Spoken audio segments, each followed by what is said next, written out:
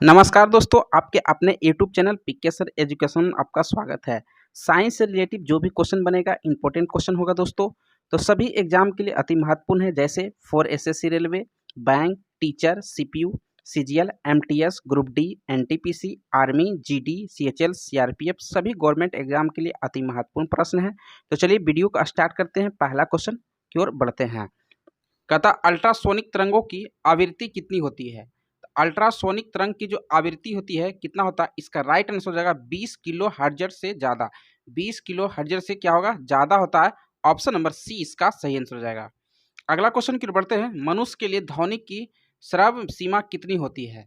तो ये जो होती है मनुष्य के लिए कितनी होती है सीमा, आप सभी को बताना है। इसका राइट आंसर हो जाएगा 20 हर्ट्ज से लेकर के 20,000 हर्ट्ज तक होता है।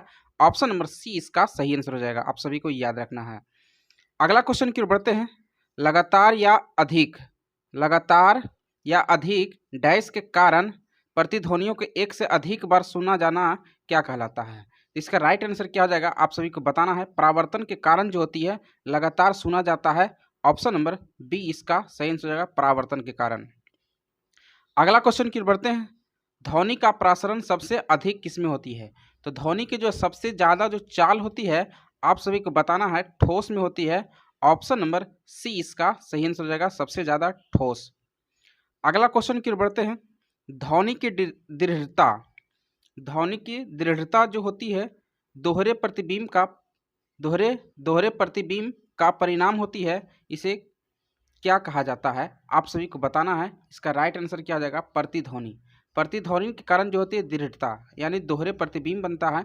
इसका राइट आंसर होगा ऑप्शन नंबर डी इसका सही आंसर हो जाएगा।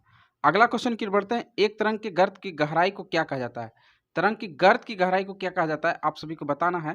तरंग की गर्त, नहीं देखिए तरंग ऐसे चलती है, इसको गर्त की गहराई को क्या कहा जाता है, आयाम कहते हैं। ऑप्शन नंबर डी इसका सही आंसर हो जाएगा। अगला क्वेश्चन की ओर बढ़ते हैं। कहता है किसी माध्यम में घनत्व के एक दोलन को पूरा करने में लगने वाला समय को क्या कहते हैं, आप सभी को बताना है। इसका राइट आंसर क्या हो जाएगा। कहता है किसी माध्यम में घनत्व के एक दोलन को पूरा करने में लगने वाला समय को क्या कहा जाता है, तरंग का समय काल कहलाता है। ऑप्शन नंबर बी इसका सही आंसर हो जाएगा, आप सभी को याद रखना है। अगला क्वेश्चन की ओर बढ़ते हैं। डॉक्टरों द्वारा ठोस वस्तुओं को भेदन हेतु एवं हवाई अड्डों को किस तरंग का प्रयोग करता है। ठोस धातुओं को जो वस्तुओं को जो है भेदने हेतु हवाई अड्डों को किस तरंग का प्रयोग करता है, आप सभी को बताना है। इसका राइट आंसर हो जाएगा एक्सरे का प्रयोग करता है। ऑप्शन नंबर बी इसका सही आंसर हो जाएगा, आप सभी को याद रखना है। अगला क्वेश्चन की ओर बढ़ते हैं। कहता है इंफ्रारेड किरणें क्या है। तो इंफ्रारेड किरणें क्या है, आप सभी को बताना है। इसका राइट आंसर हो जाएगा विद्युत चुम्बकीय तरंग है। ऑप्शन नंबर डी इसका सही आंसर हो जाएगा, ऑप्शन नंबर डी। अगला क्वेश्चन की ओर बढ़ते हैं। कहता स्पष्ट प्रतिध्वनि सुनने के लिए मूल ध्वनि तथा परावर्तित ध्वनि के बीच कम से कम जो समय अंतराल होना चाहिए, कम से कम कितना समय अंतराल होना चाहिए, आप सभी को बताना है। इसका राइट आंसर 1/10 सेकेंड यानी 0.01 सेकेंड होना चाहिए। अगला क्वेश्चन की बढ़ते हैं। कहता है निम्न में से किस ध्वनि तरंग में तरंगदैर्घ्य सर्वाधिक लंबा होता है। तो सर्वाधिक जो लंबा होगा, जितना कम रहेगा उतना ही ज़्यादा लंबा होगा, आप सभी को बताना है।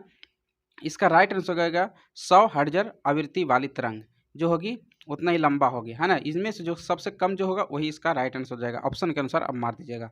अगला क्वेश्चन की ओर बढ़ते हैं। मानव मस्तिष्क में ध्वनि की अनुगूंज कितनी देर तक कायम रहती है। तो मानव मस्तिष्क में जो ध्वनि की गूंज रहता है कितना देर तक कायम रहता है, आप सभी को बताना है। इसका राइट आंसर होगा 0.1 सेकेंड तक रहता है। ऑप्शन नंबर सी इसका सही आंसर हो जाएगा। अगला क्वेश्चन की ओर बढ़ते हैं। कहता निम्नलिखित में से कौन सी एक अनुप्रस्थ तरंग नहीं है। अनुप्रस्थ, आप सभी को बताना है। अनुप्रस्थ तरंग नहीं है तो ध्वनि तरंग जो अनुप्रस्थ नहीं है, ये अनुदैर्घ्य है। ऑप्शन नंबर इसका डी जो होगा राइट आंसर होगा।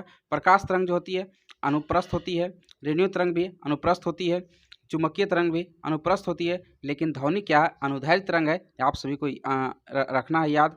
अगला क्वेश्चन की बढ़ते हैं। कहता इकोकार्डियोग्राम अधिक नज़दीकी से किससे संबंधित है, आप सभी को बताना है। इसका सही आंसर हो जाएगा Doppler effect. Option number A इसका सही आंसर हो जाएगा डॉपलर इफेक्ट।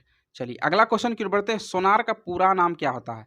सोनार का जो पूरा नाम क्या होता है आप सभी को बताना है। इसका साइंस आंसर क्या हो जाएगा? इसका राइट आंसर क्या हो जाएगा? Sound negating and ranging. Sound negating ranging, option number B इसका सही आंसर हो जाएगा। अगला क्वेश्चन की ओर बढ़ते हैं। निम्नलिखित में से सोनार को मदद से मापा जाता है। तो सोनार की मदद जो होती है निम्नलिखित में से किसके द्वारा मापा जाता है? इसका राइट आंसर क्या हो जाएगा? पानी के अंदर मौजूद वस्तुओं की दूरी, दिशा एवं गति करने के लिए किया जाता है। इसका राइट आंसर होगा ऑप्शन नंबर डी। अगला क्वेश्चन की ओर बढ़ते हैं। तरंग की लंबाई आमतौर में ग्रीक लेटर में दर्शाया जाता है।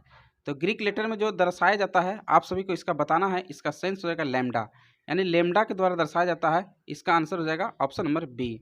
अगला क्वेश्चन की ओर बढ़ते हैं। अपस्रैव या इंफ्रासोनिक तरंगे की आवृत्ति कितना होता है? इसका राइट आंसर क्या हो जाएगा आप सभी को बताना है। अपसरय तरंग जो होती है आवृत्ति 20 हर्ट्ज से कम होती है।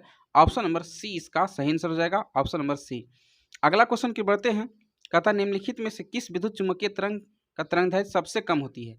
तो किस चुम्बकीय तरंग की जो होती है सबसे कम होती है? तो गामा का सबसे कम होती है। ऑप्शन नंबर डी इसका राइट आंसर हो जाएगा। अगला क्वेश्चन की ओर बढ़ते हैं। सूर्य द्वारा उत्सर्जित हानिकारक विकिरण है। सूर्य द्वारा जो उत्सर्जित हानिकारक विकिरण कौन सी है? तो पराबैंगनी विकिरण है। ऑप्शन नंबर बी इसका सही आंसर हो जाएगा, ऑप्शन नंबर बी। अगला क्वेश्चन की ओर बढ़ते हैं। कहता है किसी ध्वनि तरंग की प्रति इकाई समय में किए गए दोलन की संख्या को क्या कहते हैं? प्रति इकाई समय में दोलन की संख्या को क्या कहते हैं? आवृत्ति कहते हैं। Option number D. दोलन किसी जो होगी ध्वनि जो कंपन होगी इसमें दोलन की जो संख्या होगी उसमें जो उसको क्या कहते हैं? आवृत्ति कहते हैं। ऑप्शन नंबर डी इसका सही आंसर हो जाएगा। अगला क्वेश्चन की ओर बढ़ते हैं। कहता है ध्वनि आवृत्ति एन तरंगदैर्घ्य है। तरंगदैर्घ्य कहता है आवृत्ति, ध्वनि की आवृत्ति जो होती है एन है और तरंगदैर्घ्य एन लैम्डा है और चाल जो भी है तो भी बराबर क्या होता है? लैम्डा एन होता है। लैम्डा एन कहिए, ये एन लैम्डा कहीं होता है। ऑप्शन नंबर सी इसका राइट आंसर हो जाएगा। अगला क्वेश्चन की ओर बढ़ते हैं। ध्वनि तरंगे यात्रा नहीं कर सकती है। तो ध्वनि तरंगे जो यात्रा नहीं कर सकती आप सभी को याद रखना है बहुत ही। ध्वनि तरंगे यात्रा नहीं कर सकती है, इसका सही आंसर क्या हो जाएगा? जो कि खाली स्थान। खाली स्थान में जो होती ध्वनि तरंगे यात्रा नहीं करती है। ऑप्शन नंबर सी इसका सही आंसर हो जाएगा। खाली स्थान यानी निर्वात कह सकते हैं क्या मेरे दोस्त? निर्वात। निर्वात में कुछ भी नहीं रहता है, हवा तक भी निकाल दिया जाता है, उसी को कहते हैं निर्वात। चलिए अगला क्वेश्चन की ओर बढ़ते हैं। निम्नलिखित में कौन सी ध्वनि तरंग की विशेषता नहीं है? तो कौन सी जो है ध्वनि तरंग की विशेषता नहीं है आप सभी को बताना है। इसका सही आंसर आयाम पर भी निर्भर करता है, समय अवधि आवृत्ति पर निर्भर करता है, एकदम सही बात है। सुपर भी बढ़िया रहेगा तो ध्वनि तरंगे यात्रा कर सकता है। तो जो है घनत्व पर जो है निर्भर नहीं करता है। ऑप्शन नंबर डी इसका सही आंसर हो जाएगा। अगला क्वेश्चन की ओर बढ़ते हैं। आप सभी को ध्वनि तरंगे होती है तो ध्वनि तरंगे जो कैसी तरंगे होती है आप सभी को बताना है। तो ध्वनि तरंगे याद रखना यांत्रिक तरंग होती है। ऑप्शन नंबर डी इसका सही आंसर हो जाएगा, ऑप्शन नंबर डी। अगला क्वेश्चन की ओर बढ़ते हैं। कहता है ध्वनि तरंग का आयाम किस पर निर्भर करता है? तो ध्वनि तरंग के जो आयाम जो है किन बातों पर निर्भर करता है आप सभी को बताना है। इसका सही आंसर हो जाएगा वस्तु की गुणवत्ता पर। वस्तु की गुणवत्ता यानी ऑप्शन नंबर सी इसका सही आंसर हो जाएगा, ऑप्शन नंबर सी। अगला क्वेश्चन की ओर बढ़ते हैं। प्रति सेकेंड इकाई क्षेत्र से गुजरने वाली ध्वनित ऊर्जा की मात्रा को क्या कहा जाता है आप सभी को बताना है। इसका राइट आंसर क्या हो जाएगा? तीव्रता। तीव्रता, ऑप्शन नंबर ए इसका सही आंसर हो जाएगा। कहता है प्रति सेकेंड इकाई क्षेत्र से गुजरने वाली ध्वनि ऊर्जा की मात्रा को क्या कहते हैं? तो तीव्रता कहते हैं। ऑप्शन नंबर ए इसका सही आंसर हो जाएगा। अगला क्वेश्चन की ध्वनि का संचरण कर सकती है। तो ध्वनि जो है संचरण यानी चल सकती है, कहाँ कहाँ? ठोस में भी चल सकती है, द्रव में भी चल सकती है, गैस में भी चल सकती है। इसका आंसर हो जाएगा ऑप्शन नंबर ए, इनमें से सभी हो जाएगा। ऑप्शन नंबर ए इसका सही आंसर हो जाएगा। अगला क्वेश्चन की ओर बढ़ते हैं। किस रंग की तरंगदैर्घ्य सबसे कम होती है? तो आप सभी को बताना है। इसका राइट आंसर क्या हो जाएगा? किस रंग की तरंगदैर्घ्य सबसे कम होती है? तो बैंगनी होती है। ऑप्शन नंबर डी इसका सही आंसर होगा, बैंगनी का सबसे कम तरंगदैर्घ्य होती है। अगला क्वेश्चन की ओर बढ़ते हैं। कहता है निम्न में से कौन सा तरंग विशेषता नहीं है? तरंग की विशेषता नहीं है आप सभी को बताना है। इसका सही आंसर होगा, देखिए तरंगदैर्घ्य भी है, आयाम भी है, आवृत्ति भी है, तो माध्यम जो होती है कोई विशेषता नहीं होती है। ऑप्शन नंबर डी इसका सही आंसर हो जाएगा, ऑप्शन नंबर डी। अगला क्वेश्चन की ओर बढ़ते हैं। यदि एक तरंग की आवृत्ति बढ़ती है तो इसकी तरंगदैर्घ्य पर क्या असर पड़ता है? तो अगर जो तरंग की आवृत्ति बढ़ेगी तो इसकी तरंगदैर्घ्य पर क्या प्रभाव पड़ेगा? इसका राइट आंसर हो जाएगा घट जाती है। ऑप्शन नंबर सी इसका सही आंसर हो जाएगा। इसका जो होगी तरंगदैर्घ्य जो है घट जाएगी। आवृत्ति बढ़ेगा तो तरंगदैर्घ्य घटेगा, आप सभी को याद रखना है। कहता है यदि तापमान बढ़ता है तो ध्वनि की गति क्या होगा? यदि तापमान बढ़ेगा तो ध्वनि की गति भी क्या होगा आप सभी को बताना है। इसका राइट आंसर हो जाएगा बढ़ेगा। ध्वनि यदि तापमान बढ़ता है तो क्या हो जाएगा? ध्वनि की गति भी बढ़ेगा। ऑप्शन नंबर डी इसका सही आंसर हो जाएगा। अगला क्वेश्चन की ओर, ध्वनि का गति अधिकतम होता है, तो ध्वनि की सबसे अधिकतम गति जो कहाँ होती है आप सभी को बताना है। सबसे जो ज़्यादा ठोस होगा उसी में क्या होगा, ध्वनि की गति सबसे अधिक हो गई, यानी स्टील इसका राइट आंसर हो जाएगा। ऑप्शन नंबर ए इसका सही आंसर हो जाएगा। अगला क्वेश्चन की बढ़ते हैं, कहता है पदार्थ में ध्वनि का वेग सबसे कम होती है, किस पदार्थ में जो होती है ध्वनि का वेग सबसे कम होती है, इसका सही आंसर हो जाएगा वायु। यानी सबसे ज़्यादा ठोस में होती है, किस में होती है, ठोस, फिर क्या होता है गैस में होती है, फिर किस में होता है वायु, सॉरी द्रव में, द्रव उसके बाद वायु यानी गैस। सबसे ज़्यादा किस में होगा तो वायु में, सबसे कम किस में होगा तो वायु में होगा। ऑप्शन नंबर डी इसका राइट आंसर हो जाएगा। अगला क्वेश्चन की ओर बढ़ते हैं, कहता है ध्वनि गमन नहीं कर सकती है, तो ध्वनि जो है नहीं गमन कर सकती है खाली स्थान यानी निर्वात। निर्वात ऐसा स्थान होता है जहाँ पर हवा तक भी नहीं रहता है, उसे निर्वात कहते हैं, इसलिए निर्वात में जो होती है ध्वनि गमन नहीं कर सकती है। आपका सही आंसर हो जाएगा ऑप्शन नंबर डी इसका सही आंसर हो जाएगा। अगला क्वेश्चन की ओर बढ़ते हैं, ध्वनि किसके कारण उत्पन्न होता है, तो ध्वनि किसके कारण उत्पन्न होता है आप सभी को बताना है। इसका राइट आंसर क्या हो जाएगा, ध्वनि जो उत्पन्न होती है कंपन के कारण होती है, किसके कारण होती है, कंपन के कारण होती है। ऑप्शन नंबर बी इसका राइट आंसर हो जाएगा।